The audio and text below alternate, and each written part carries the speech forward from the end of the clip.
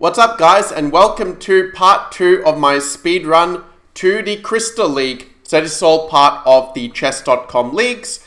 Actually, this is more like part 3 than part 2, because between part 1 and part 2, I played a whole bunch of games already, and I think I'm at number 14 on the leaderboard.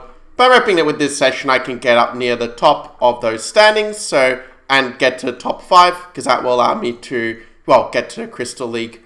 Queen f3 is not the best because he had f6, but okay, he doesn't play it.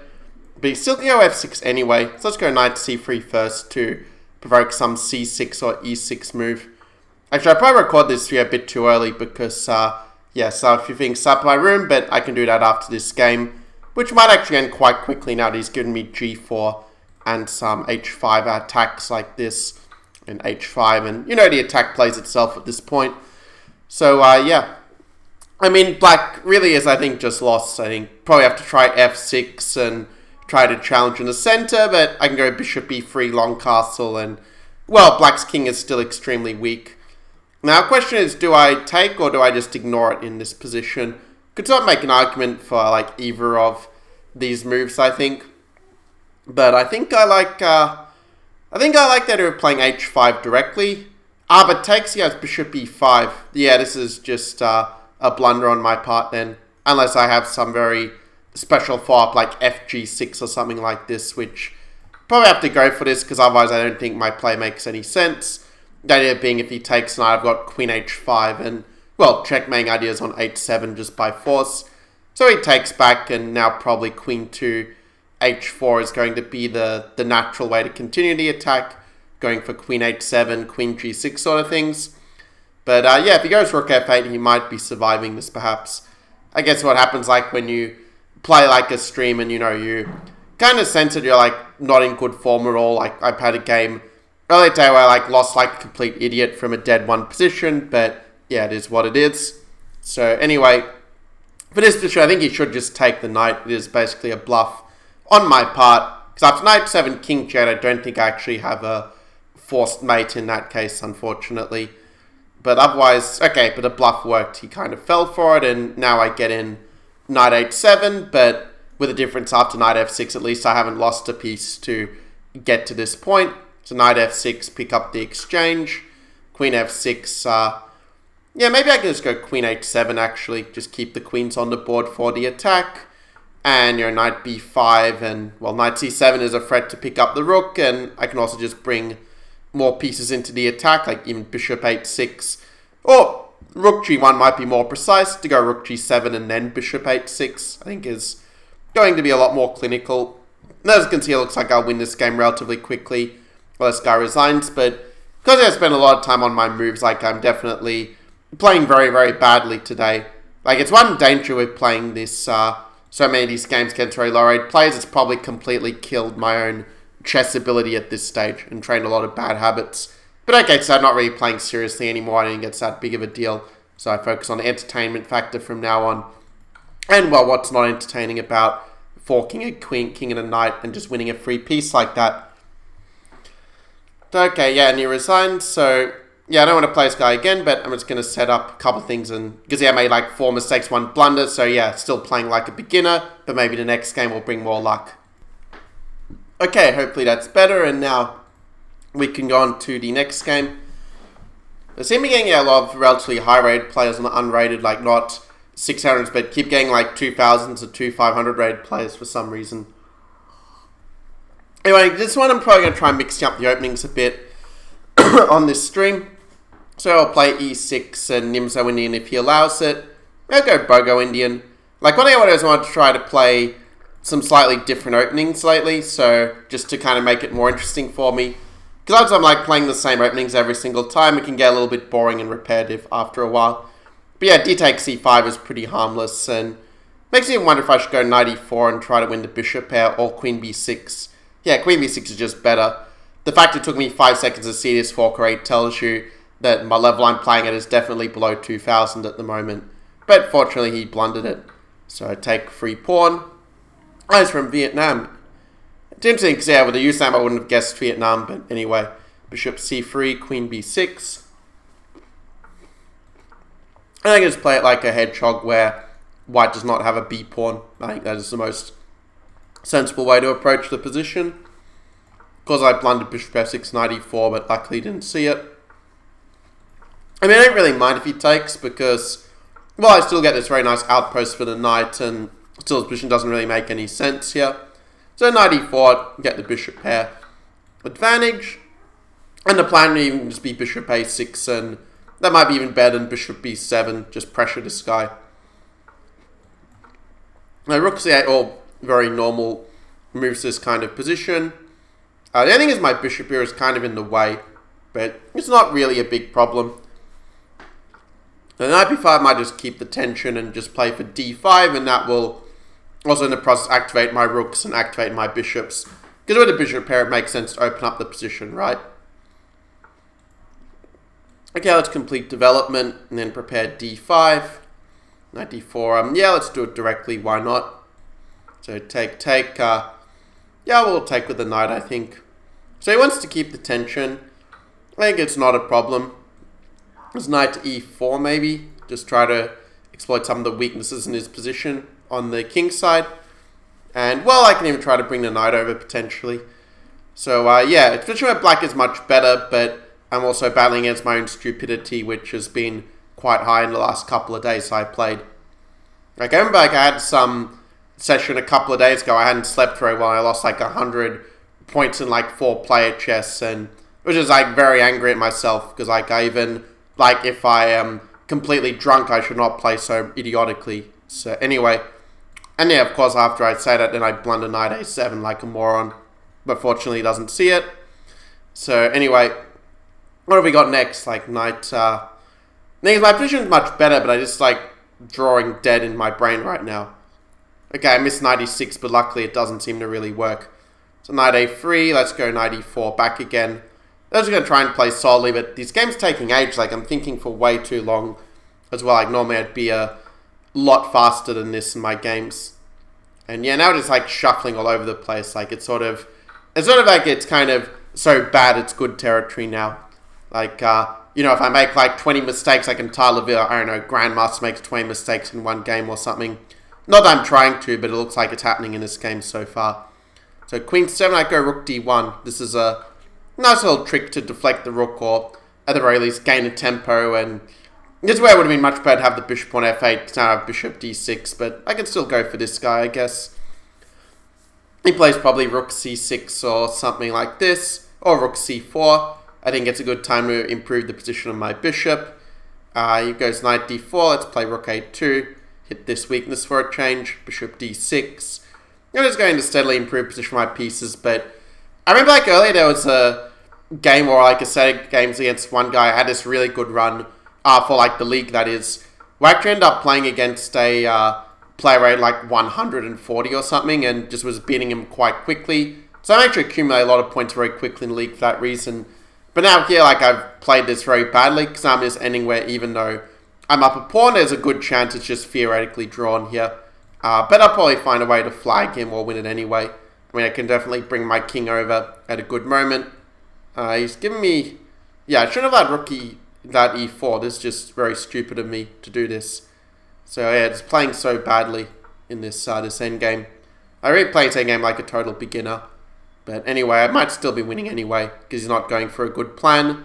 Because now I can switch back, and even though he gets his pawn, his king is just going to be much too far away from defending these guys. So I guess it all works out in the end. So okay, I'll go rook... I'll play f6 first, actually. But he can go king e4. But yeah, I thought he would do this and let me just take everything on this side of the board. And now it's just easy. So king f5 and just some sort of shuffle is going to keep control here. Rook f3, just keeping everything protected. Rook f4. And yeah, I can even play rook f5 because I've got some tricks like this. King g3. Ultimately, he won't be able to keep all the pawns defended here. I can even just liquidate and he can take a3, but yeah, he's just not resigning. I mean, once again, we have a very long game, and once again, not really happy of how I'm playing today whatsoever. So, but it's still getting the win. Okay, so let's just push. There's not really that much to comment. I mean, it's a position that you would win against the highest level of Stockfish from this point. So yeah, he's just playing on out of spite or something. Okay, I'll find a different opponent. And if I keep getting these 2,000 plus guys, I'm definitely going to cut the stream short, but if I get some lower guy I can play a lot of times, then that will get me a bunch of points, but yeah, no such luck yet. Okay, let's go e5. Let's go knight c6. Let's play some sort of mainline classical like Berlin against this guy. But I might vary a bit. I'll go bishop c5 for some variety. c3, okay, I'll go for castles.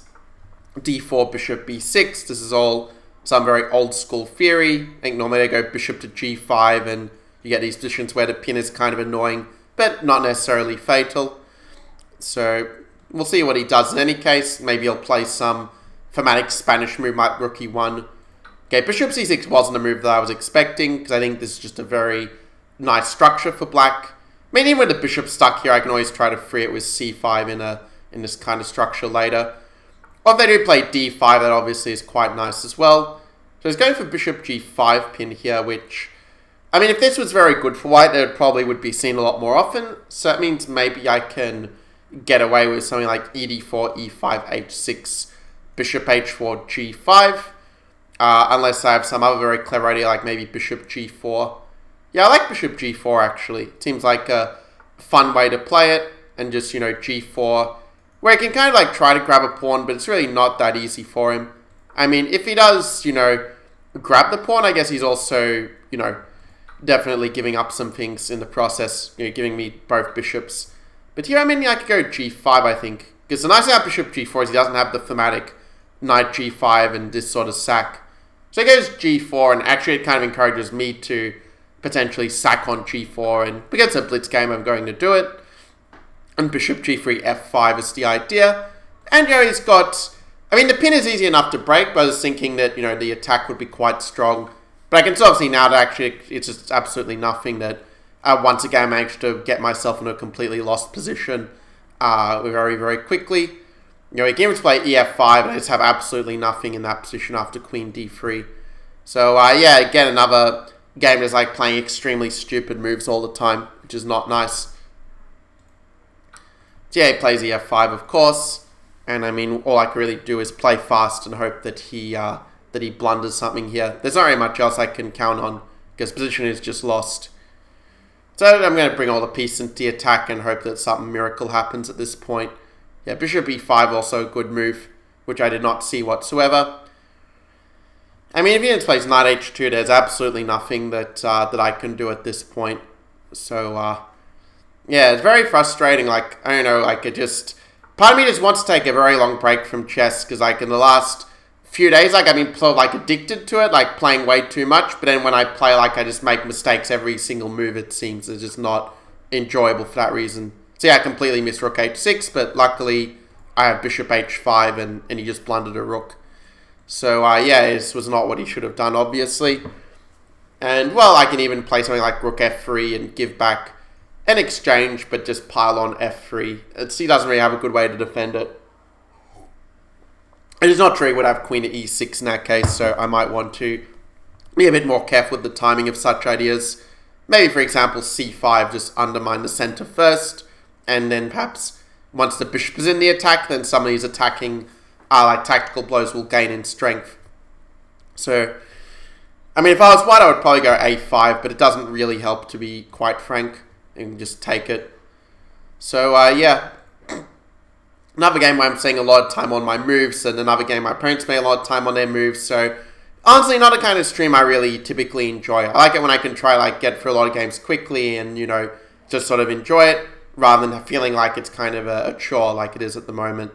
So, bishop here. Okay, I'll take back with the queen, I think. Yeah, let's do that. We'll trade off pieces. Okay, this is kind of dumb because I gave him g4, but luckily I can avoid it. And I've got move rook f2 coming up. So it should be pretty easy to win from this point, being up an exchange and about to win a knight on top of that. And okay, I'm too lazy to look for the force. I nearly blundered my queen, but okay, I have queen to d3. And now it's all good. So, okay, let's see what's up next. He's probably going to run his time to 0. But okay, queen here. I think this is forced mate. It feels like it should be forced mate. So let's play it. And yeah, rook f2. And Finally, this abomination of a game is over. Alright, let's play another one. Let's play a different opponent. See if I can try to find someone below 2,000 because, like, I feel sick in the stomach and just, like, yeah, not really doing well at all. But keep getting these high-rated players. I'll have another grape just to distract myself from this.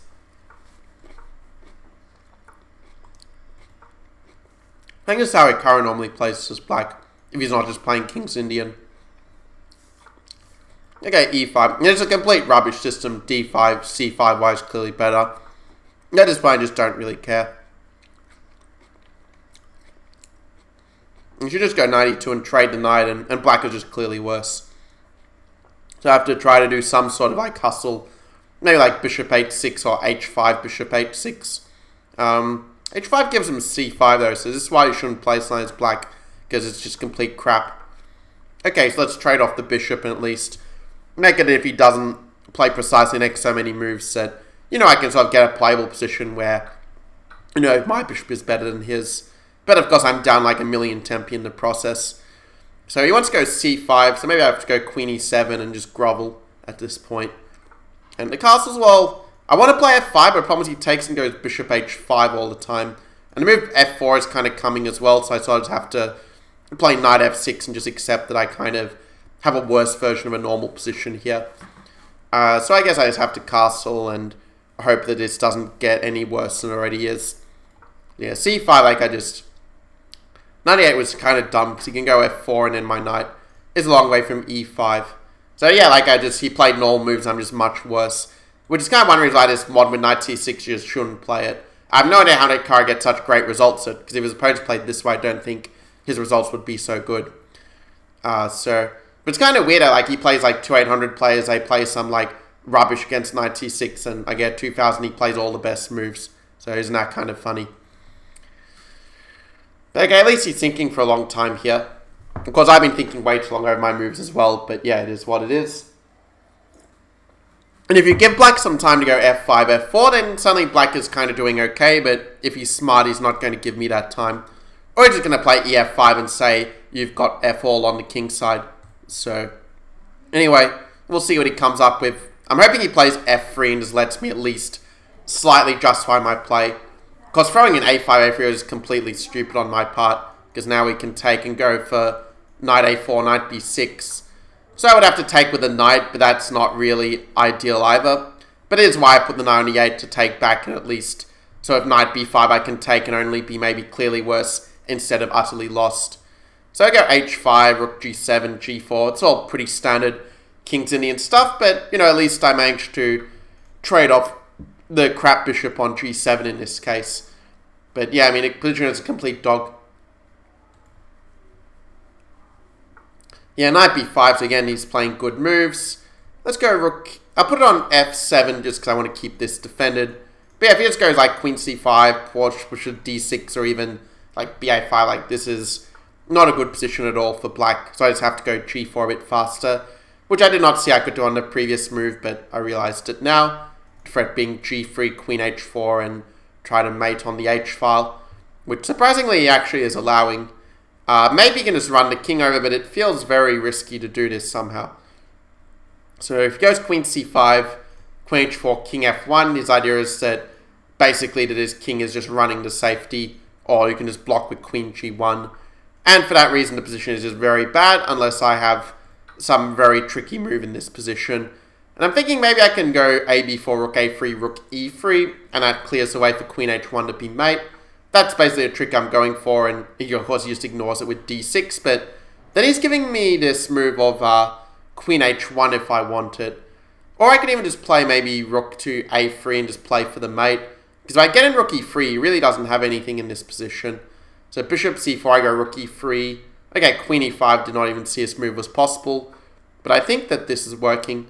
Queen e8, king e g7, and I just kind of run away from his checks. So king g7, queen e5, king h7, and the checks just run out here. And I think that just mate is coming by force.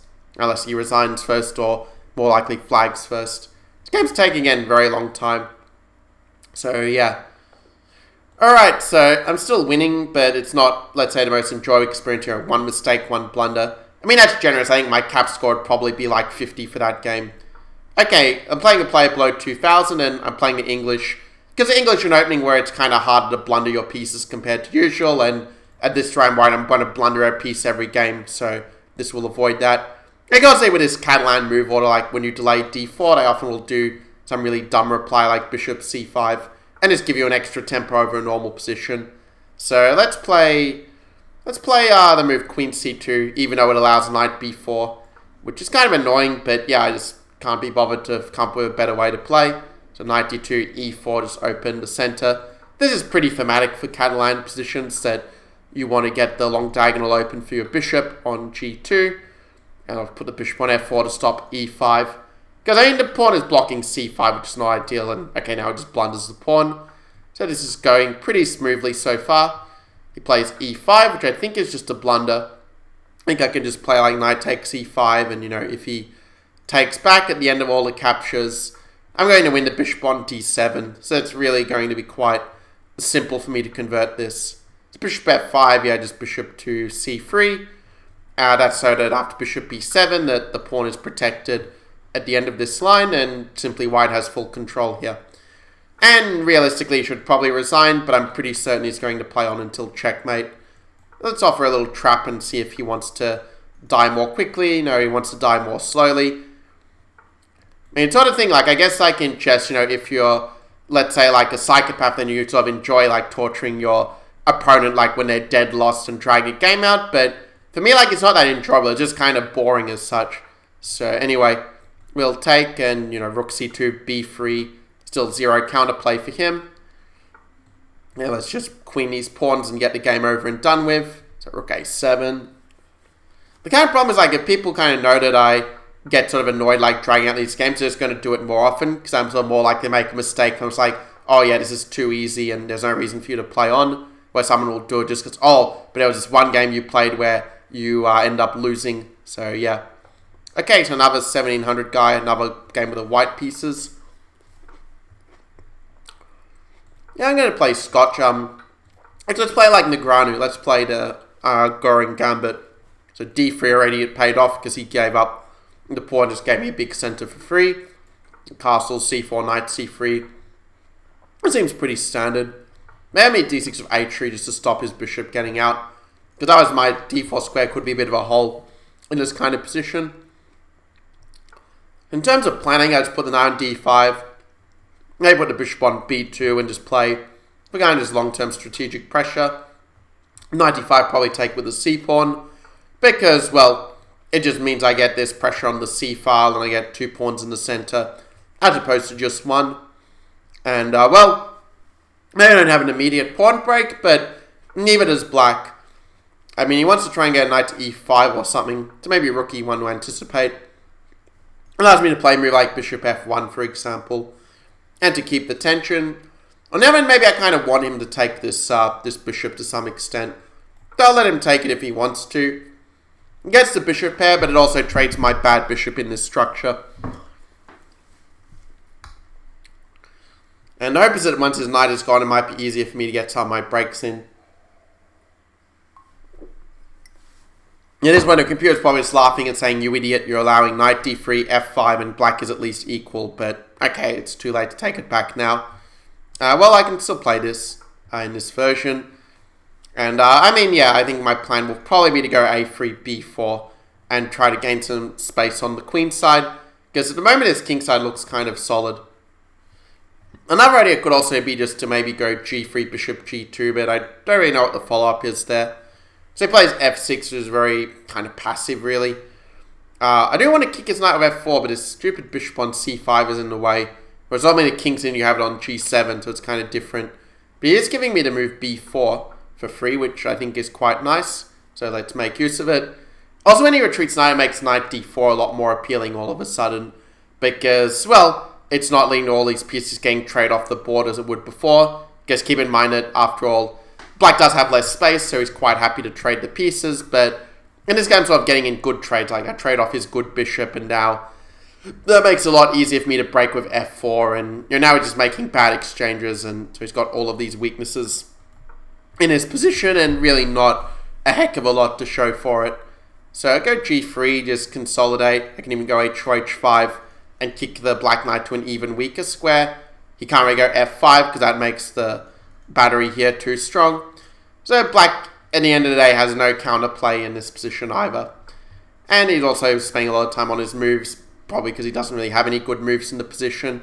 And really a very straightforward playing, just piling the pressure on c7 can work very well, but it's kind of improving the position of the king first and then going for this kind of thing. So king h7, again, it's clear. He doesn't have a constructive plan at this point, and okay, just blundered a pawn. So yeah, let's see what comes next. Goes rook b8, let's play rook c2, queen b6, just pile on the weaknesses. And he's giving me a second pawn for some reason. But you don't think he really has a threat here. If I could even do like a funny Alekin's gun here along this file if I want to. But he's playing this f5 move for some reason. Probably because he's just desperate. So I'll take. And, you know, queen f5, I guess just go rook c to c7 and just keep up the pressure on this line. Okay, wants to trade off the rooks. Alright then. And if queen e7, rook e2, but he takes a rook, so let's just keep control because he's about to flag anyway. Go g4 or something. Or even just push this b pawn down the board. At the end of the day, black just has too many weaknesses here. And rook e2 is not even really threatening anything. Of course, he's blundered this pawn completely free like a fool. But I don't think he sees it. Okay, he saw it, but it took him like 10 or 15 seconds or whatever, and yeah, he just flags. Okay, that was kind of a boring game. Let's see what else we have. I believe the next one can be any better. Because getting a 2-200... Okay, I'll make this the last game just because I'm kind of annoyed. Like, I've got a stomachache, playing like a beginner. My opponents are playing even worse, so what's the point, you know? I mean, what's the point, like, of winning a game, like, if you can't even feel good about the way that you played? So, okay, let's play like a normal opening, but where, of course, I'm just up a pawn. So, yeah, let's play like g3 here, and, I mean, black has nothing. I think that's a safe way to play it. It does allow him to double eye pawns, but I would have the bishop pairs, so it's just a normal Fianchetto variation line where black just has nothing to show for the pawn. Okay, so let's go h3, just kind of gain the bishop pair potentially before I get castled. Okay, knight 4 is just giving me another pawn. I think this guy is just rage quitting at this point, like he just doesn't care, but he has too much pride to resign. It's kind of funny because actually a3 friend to trap his knight, so he goes here to have the c6 square available. But okay, I can always play d5 even and just, you know, grab more space in the center. Because I can always go f4, e4, and I mean, I'm up 2 pawns and I'm rolling these pawns forward. Like, even if the material was equal, white would still be clearly better in such a position. But as it is, yeah, now it's just like, black has absolutely nothing to work with. And h8 is very thematic when they've got the knight on g6, because it forces that knight to a weaker square. And I think I'm going to play d takes c6, actually, because, well, it means I can attack this pawn a lot more easily. I get a nice outpost for the knight as well. For knight f6, probably just bishop b2. Yeah, he's trying to sub some knight c4 cheapo of bishop b2, but of course I have other good squares for this piece as well.